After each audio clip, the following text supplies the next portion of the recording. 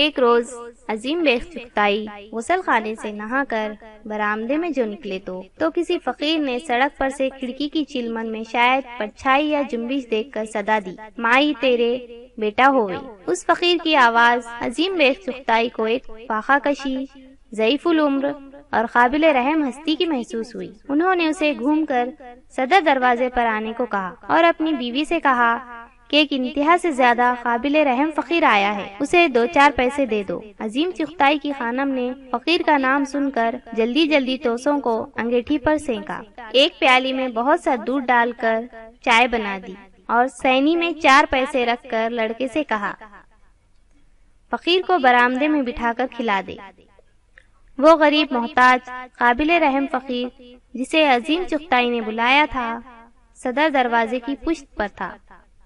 گھوم کر آنا اس کے لیے مشکل ہوا، یا آتے وقت کسی دوسرے گھر سے مانگنے لگا ہوگا، یا پھر اپنی راہ کھوٹی نہ کرنا چاہتا ہوگا۔ قصہ مختصر، وہ تو آیا ہی نہیں، البتہ اس کے بدلے پھاٹک میں ایک اور فقیر صاحب داخل ہوئے اور آواز دینے لگے۔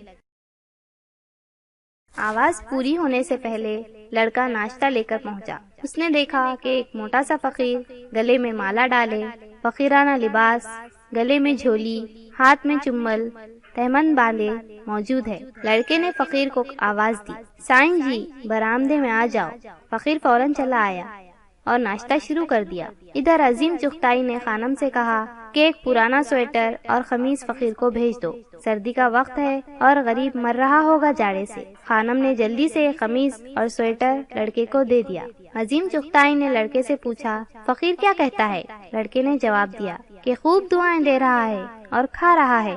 اتنے میں عظیم چغتائی اپنی چائے پی کر باہر نکلے تاکہ فقیر کو گرم کپڑے پہنے ہوئے دیکھنے کی خوشی محسوس کر سکے۔ باہر پہنچے تو کیا دیکھتے ہیں، ایک ہٹا کٹا انتہا سے زیادہ مضبوط فقیر ڈکاریں لے رہا ہے اور سویٹر اور قمیص ہزاروں دعاؤں کے ساتھ لپیٹ کر جھولی میں رکھ رہا ہے۔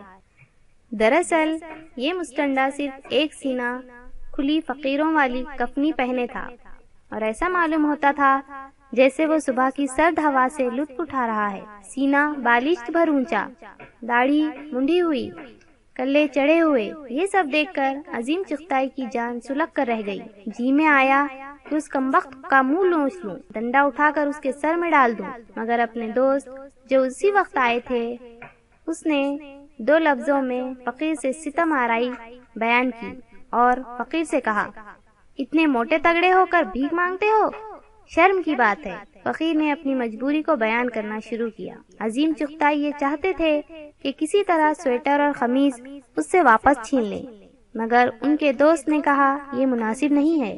مگر عظیم چغتائی یہ چاہتے تھے کہ دنیا چاہے ادھر کی ادھر ہو جائے، میں اس موذی کو یہ چیزیں ہرگز ہضم نہ کرنے دوں گا۔ عظیم چغتائی نے اس محتاج کی تلاش کرائی، ملازم اسے تلاش کرنے گیا اور اب انہوں نے ادھر اس موٹے فقیر صاحب کو آڑے ہاتھوں لے لیا۔ تم نوکری کیوں نہیں کرتے؟ وہ کچھ جل کر بولا، آپ ہی رکھ لیجئے۔ عظیم چغتائی نے فوراً رضامندی ظاہر کی اور 10 روپے ماہوار اور کھانا تجویز کیا۔ فقیر صاحب بولے گھر والوں کو زہر دے دوں؟ عظیم چغتائی نے کہا کیوں؟ وہ بولا آپ 10 روپیہ دیتے ہیں، 2.5 آنا روز کا تو گائے رزقہ کھاتی ہے اور ایک بیوی 3 بچے، 5 روپے میں گزر کیسے ہوگا؟ گائے بھی ہے تمہارے پاس؟ عظیم چغتائی نے متعجب ہو کر کہا۔ فقیر نے کہا صاحب میں آپ کی طرح بڑا آدمی نہیں ہوں جو روز 3 سیر دودھ خرید سکوں۔ 3 سیر؟ عظیم چغتائی نے تعجب سے کہا۔ خود فقیر 2 سیر یومیہ نوش کرتے ہیں۔ پھر تنخواہ کے سوال پر آیا اور 30 روپے ماہوار کا خرچ گھر کا بتایا۔ عظیم چغتائی نے قطعی طور پر فقیر صاحب سے کہا کہ میں تمہیں اس حرام خوری کی سزا دیے بغیر ہرگز نہ جانے دوں گا۔ 50 دفعہ کان پکڑ کر اٹھو بیٹھو اور خبردار جو پھر کبھی اس طرف کا رخ کیا۔ فقیر عظیم چغتائی کے غصے سے ڈر گیا اور سوچنے لگا کہ سودا برا نہیں، اور کان پکڑ کر اٹھو بیٹھو کرنے لگا۔ عظیم چغتائی اور ان کا دوست فقیر کو برا بھلا کہنے میں مشغول ہوئے اور پشت فقیر کی طرف کر لی۔ کچھ دیر بعد خیال آیا کہ 50 دفعہ کان پکڑی ہو چکی۔ مڑ کر پوچھا تو فقیر نے بتایا 100 دفعہ کی، 50 کہے تھے، زیادہ کیوں کی؟ اب بس کرو اور جاؤ یہاں سے۔